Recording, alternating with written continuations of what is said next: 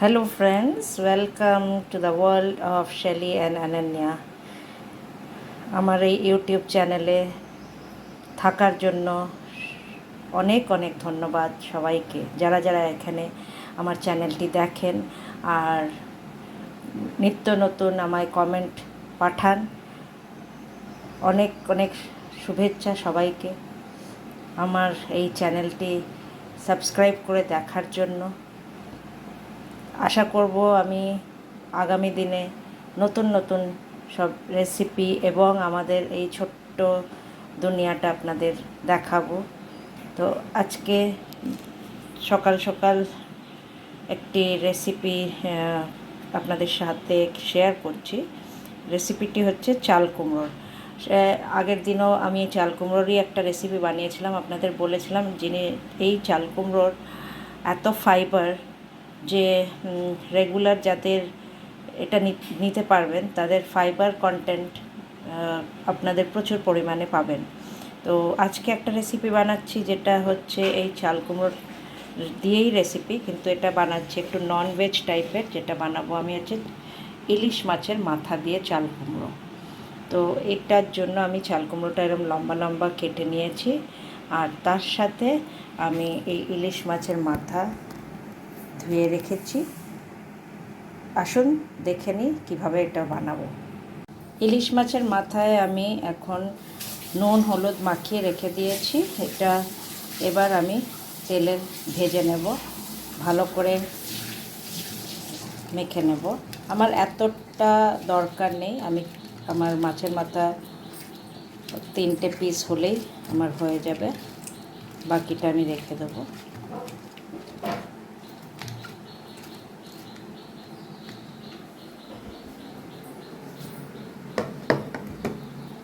আমি তেল গরম করে নিচ্ছি। এবার ইলিশ মাছের মাথা এর মধ্যে ভেজে নেব।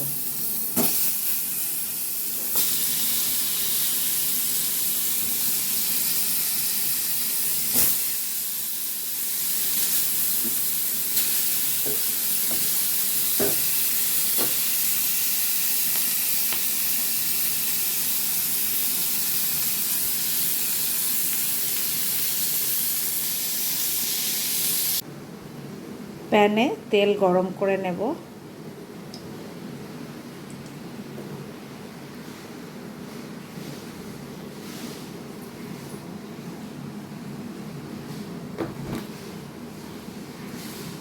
এর মধ্যে দিয়ে নেব কালো জিরে,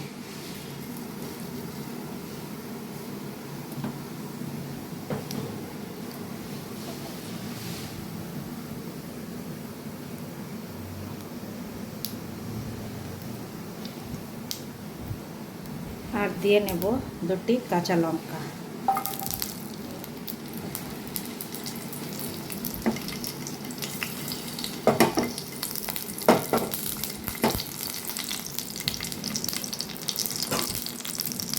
এর মধ্যে কেটে রাখা এই চাল কুমড়োটি দিয়ে দেব।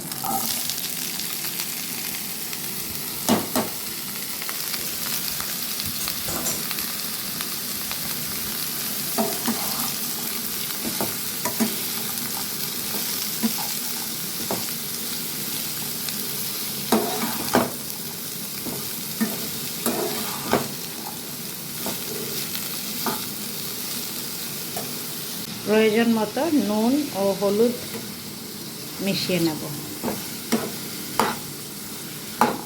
ভালো করে সব মিক্স করে নিয়ে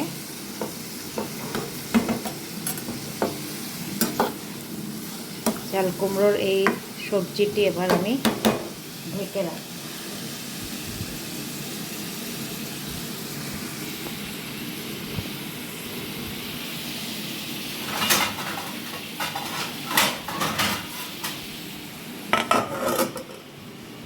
আর সিমে দিয়ে দেব। এখন এর মধ্যে আমি দিয়ে নেব মাছের মাথা 3টি, আর এটা ভালো করে ভেঙে মিশিয়ে নেব।